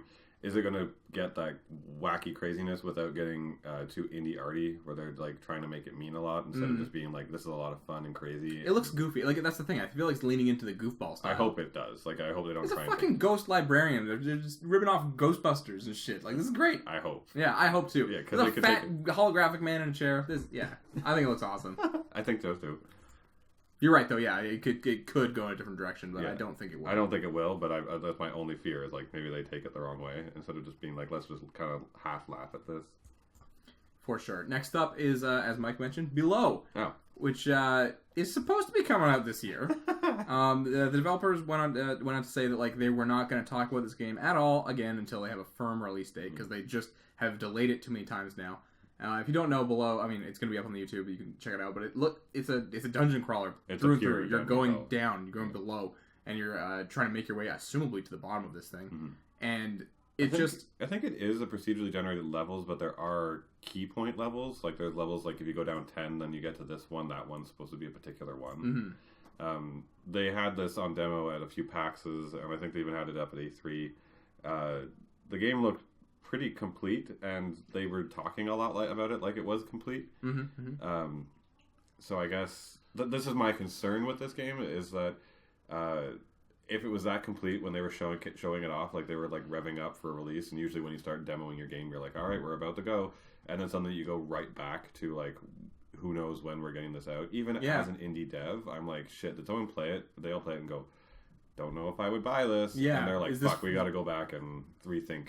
Yeah, is this not fun? Because it was announced at E3 2013, which is now like almost 4 years ago. Yeah, and it's just that oddly long development time for something that had looked like you said, it been complete for a while. And they've been talking almost like they were ready to go, and suddenly they backtracked. So exactly. Did they fuck something up? And everyone's like, well, it's not what you thought it was. And now they've gone back to the drawing board. So I'm a little worried about that component with it. For sure.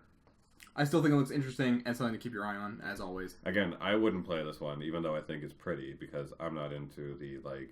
You're not into, like, the roguelikes, right? Yeah, where you like, restart, go down, and, like, if you die, that was it. The next character came along and tried to go further, pick up your corpse. I'm like, fuck. What else did these guys do? Oh, the last game they did was Super Time Force, which I fucking adored. Thought it was a great game. These guys, play a lot of that. Yeah, they're at Toronto, Ontario, so like we got to give them a little props. Oh yeah, well, okay, Canadian. Yeah. Capybara. Next up is Perception, which is coming out on PS4 this year. I believe. Did it release already on Steam? Perception? Yeah. This is the one. You are a blind person, which is really an interesting premise for a game, and you need to tap all around you to reveal the environment, and it's a horror game. It's almost like you're playing Daredevil without the martial arts. Yeah, it is. It is. It's like what you do, right? Yeah, you tap it and it makes like an echoey sound, and then you can see what's around you. And I guess you're getting around a house trying to dodge a killer or something. Yeah, it's a haunted house. There's like a fucking creepy ass doll and shit. Like, it's a really neat mechanic. I feel like you could do a lot of like genuinely creepy moments and jump scares with something being different in the room after you tap once and you tap again and it's completely altered, or like you play a lot of mindfucky games with like when you're that much in the dark. Yeah. It doesn't have to be all like I tapped and then I tapped again and then there was a giant face in front of me. Yeah. You know, I'm hoping that's not what it does. But it could be really neat because you're right. You could tap once and then like what you thought you heard makes it look like that. Then you tap again and like what you heard now changes the room and it looks entirely different because now like the sound of the room is different, so the room actually doesn't look like you never get a true clear picture of the world you're in. Yeah, you're like, was that there before? Yeah. Did this hallway change? Is this the right hallway? Am I in the right thing? Yeah. You could do so much cool with playing with a blind person. Like that is just such a neat concept. I really hope they playing with a blind person. That sounds great. As a player character, you're a blind person. I really think you could do a lot of genuinely You're just cool... sitting back as a player. Ha ha, stupid blind person. Like walking into the shower, turning I'm stuck loud. Endless things are just coming to my mind about like oh, there's such a cool opportunity to do this or that, and you could play with the player's expectations so much. Such a neat organic idea for a horror game. It's really cool. And the impressions on it have been positive from what people have played, but I believe it's still in development now. So I believe this one's going to be a long time off, especially for it's not a pixel art game in any fashion. It's I mean it's a lot of black, but you do still see 3D objects. Yes. So it's kind of first person, and you walk around and like as you tap, it would create like an echoey thing, and then that would like make a Daredevil-y tracer outline of whatever you're seeing in the room as you walk around, and it's also a survival horror in that context, I assume. Oh, for sure. Which, because of being original with it, like you used to say, it's like I want to see people being more original with the survival horror genre, because now it is a genre thanks to... Don't just make it like you're a defenseless person. Like, give me something else. Yeah, like I can't see what's going on. Like, there's your thing, right? That's way better than, a guy who has to constantly like find batteries to refill his flashlight or something. You know, like that's not fun. This is a neat, organic way to do it. Or even like with Alien Resurrection, right? Like, how many times are you going to go hide under a desk? Yeah, exactly, right? Yeah. It gets old after a while. Yeah. Those games can't be too long, otherwise I feel like the terror, you just lose the terror. It's not scary anymore. I was gonna play Alien Isolation because I'm finally gonna settle down to one of the horror games I wanted to play, Alien Isolation. I wanted to play Aliens, and I just never got the guts to do it. And then I watched it was this Irish guy who plays it, and he freaks out so much about the game, and he's so funny and so Irish and sounds drunk. Not to be racist in any fashion. But it's just every time like the alien's anywhere, he's like, oh, fuck, it's over there. Fucking fuck, it's over there. And he sounds like this 50-year-old Irishman playing Alien Isolation. And it made it so funny every time he got scared. It made the game great. I was like, this was a great game. And I'm like, really? I don't know if it was a great game, but it was definitely entertaining to watch this man play. That's the thing. I think games like that, unless you're constantly introducing some sort of fresh mechanic, it gets old and you lose the terror. Yeah. When a horror movie goes on for too long, I have the same problem. I stop being scared. Yeah. That's just me, though. That's not... I actually got frustrated with that gameplay loop because I played Amnesia when it first came out, and when Amnesia happened, and the first time you're hiding from the monster, it was scary.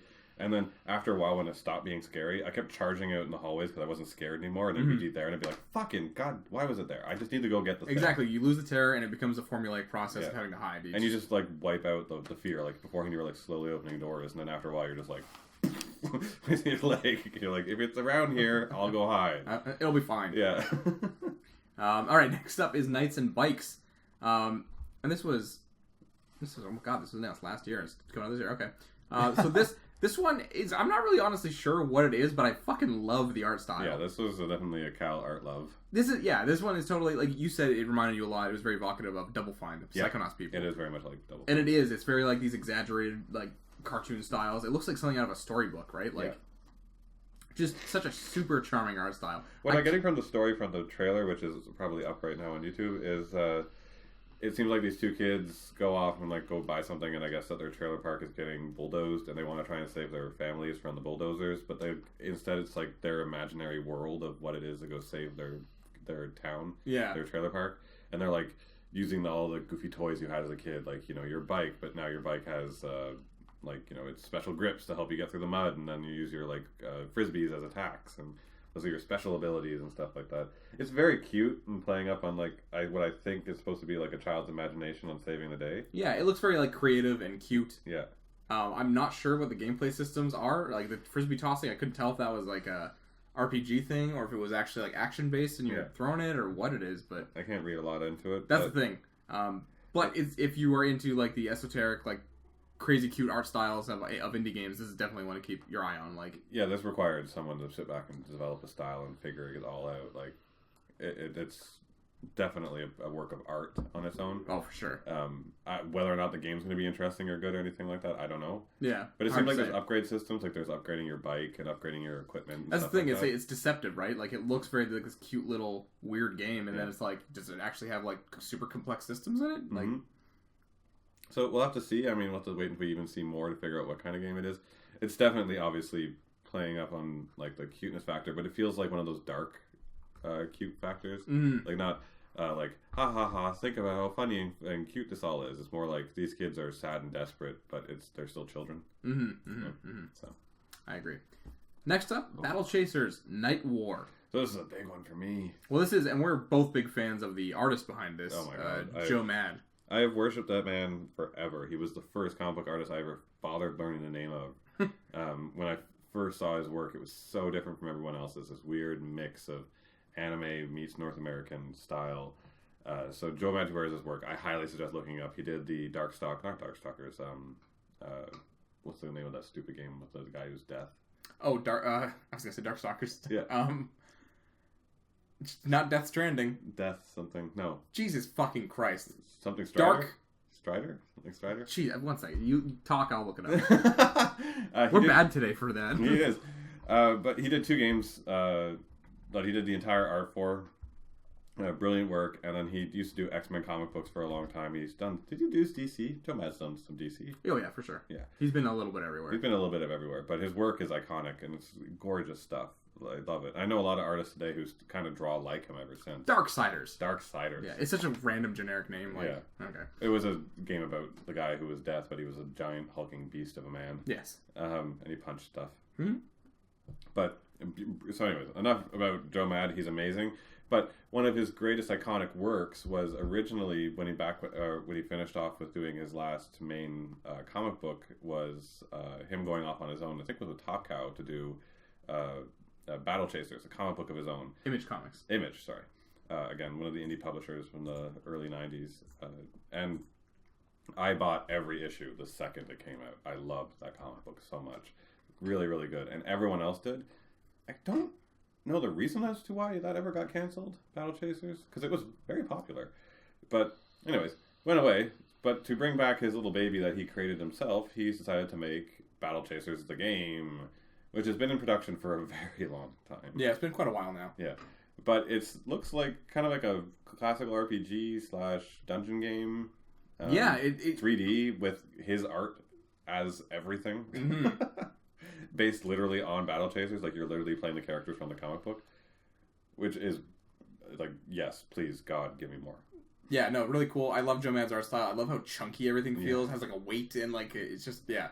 And the big giant fists and the big clunky armor he always built. The intricacy behind like a sword, just like visually alone, I would play this game from beginning to end, even if it was just shitty, just so I could look at his stuff more. For sure, but it looks like a cool little RPG. It does. It looks almost like a little bit of a tribute, like again, like Joe Mad's artwork, JRPG meets American.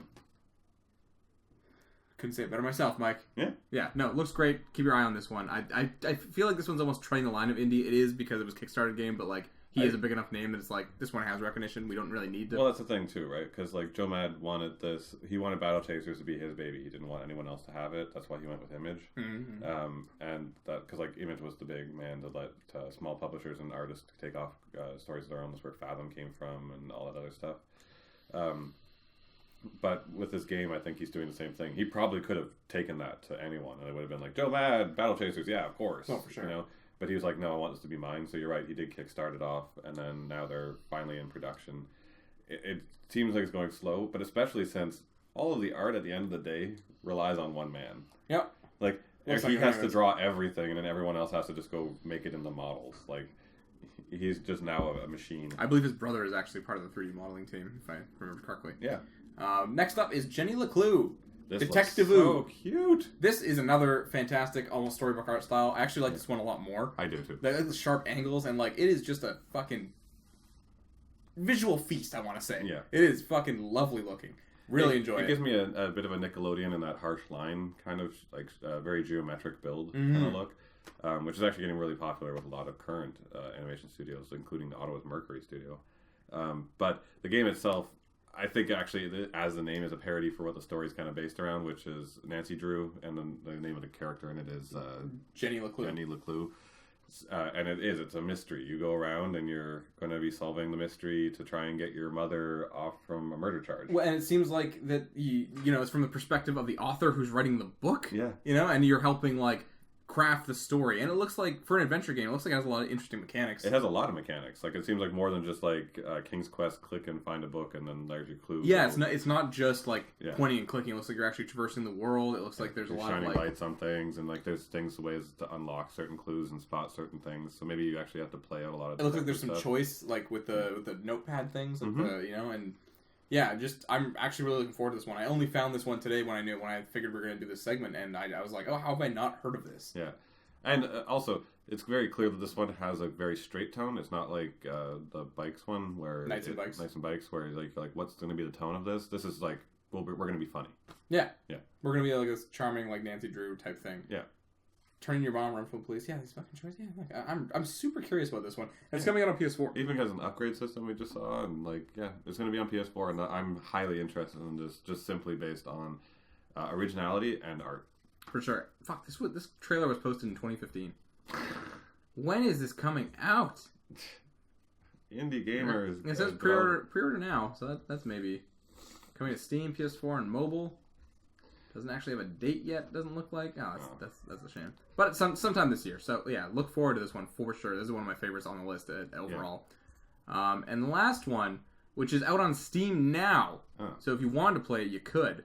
But it's also coming out to the Switch, and fingers crossed on PS4 for us. But it's called Hollow Knight. And this is an adorable looking game. It is. It's and it looks very mechanics heavy. Very mechanics heavy. It's your traditional like hack and slasher from like classic days from Metroid and all that other kind of jazz. However, again, art style for us just stunning. I love that really cartoony, smooth, like well lit. I love Hollow Knight himself. I think he's so simple and like, but like he's got these little like fucking horn ear things, and it's like that's enough. You see, this is what I mean by also the doing proper design. Like, he does have a flowy cape thing going on, but they've set up an environment that's basically monochromatic to your blues and blacks, and instead your character is a stark white. And well, yeah, he has this big white head. And he will always contrast no matter where you put him. Yep, that's true. Yeah, and his cape is now just this really awesome accent, and every time he uses an ability, it like scales behind him and stuff. I'm loving all the designs for the characters. Character designs, like when it says like you go talk to the other characters, and he's like bugworm giant lady like debutante pops out. I'm like, yes. They cross a line that I really like of cute creepy. Yeah. And everything is like really like simple. It's like a very basic shapes and like, a lot of things going on. Like this has also a lot of themes that I get from Dust Elysium Tale. Yeah, you mentioned that. That was a good poll. Like it has that like kind of like slightly RPG sensation where like maybe you actually do go talk to people and you go and. It looks like there's definitely shops, and it looks like there's a lot of cool mechanics. Like it reminded me even of Super Meat Boy with the wall jumping, and like it looked like he even got like he had to do a wall jump off, do a double jump, and then get back on the wall. You know, look how fucking intense that looked. Jesus. Like the upgrade systems. It looks fairly intense for this. Like, what if you looked at it like a screenshot, you'd be like, oh, it's a fucking platformer. Yeah. You know? It has, like, design story behind it. It looks like there's even towns. But, again, like, art style-wise, what I love when people break away from the pixel art side is when they go all the way to the actual, like, drawn style, i.e., like, Elysium, like this, like, any of them where they've actually gone in and someone has actually had to light that whole room by going, like, I have to paint this to the left. Mm-hmm. Like, just drew this thing out masterfully and took one segment and was like, this is my level where I'm going to draw this all out to perfection. And it's very clear that someone's put that kind of effort in. Oh, yeah. So I'm always excited for games like this. Yeah, lovely looking game. And if you are a PC player, it looks like you can go play this right now. So jump on it. Like, it looks fucking awesome. Yeah. So, Mike, that's it for the list. Yeah, it is it for the list. Out of all those, which which one are you, like, most looking forward to? The one that I look at and be like, I want to play the most is actually Jenny LeClue. Yeah. Like, I'm like super excited to just touch something else that Joe Mad made, but the game itself, I have to say, is like kind of a teetery. Like, I don't really, if it was anything else other than Joe Mad, your game mechanics look like nothing to me. Mm-hmm. So it's just like, all I really care about is that Joe Mad touched it. Mm-hmm. Oh, yeah, okay. That's the thing, is it's true. But yeah, I think Jenny LeClue is the one that like looks like I want to play the most. Visually, the one I like the most, probably actually is this one. Hollow Knight. Just visually, it meets up to me more. Like all the other pixel art ones, they've done a really good job with that pixel art. But again, I've just felt so saturated with that in the indie market. Mm. I really like when people break away. Yeah, no, for sure. I feel like after watching all these trailers while we're talking, I want to play a little bit of all of them, but I really want... Death's Gambit I always want to play just perpetually in my life. Yeah. Hollow Knight and Jenny LeClue are like all right now kind of like... I'm like, these look fucking unique and awesome. Yeah. Visually... Although the one with the holograms and stuff, I'm very interested in. I was going to say, visually, Crossing Souls is something that I really want to experience. I have no clue if that is going to be good. Like, it's just so random and so fucking wacky. I'm like, I can't say that that's going to be interesting, because as far as I'm aware, I'm going to get, like, you know, raped by a giant fat holographic man in a chair. Like, I don't know. And that's a perfect way to end this week's Pens and Pixels podcast. You always end me on a bad note. Gotta go out and something high, like raped by a hologram. All right, so if you like what you heard, you can follow me on Twitter at @TheCalG. You can follow Mike at Mike Kent Draws. You can find Pens and Pixels across all social medias. Pick your poison. Yeah, and you can drop us a like and share us. You can give us a comment on all those platforms. So we're on iTunes. Give us a rating on there. That helps a lot. Give us a like or a follow on SoundCloud. Or subscribe to us on YouTube and check out our content on there if that's your preferred platform. Otherwise, I think we're done. Say goodbye, everybody. Mike's going to Mexico for a week. I am. I'm leaving y'all. Don't need you people no more. I need margaritas and sand. That's all we need. Margaritas and sand, everybody. Have a great week. We'll see you next time.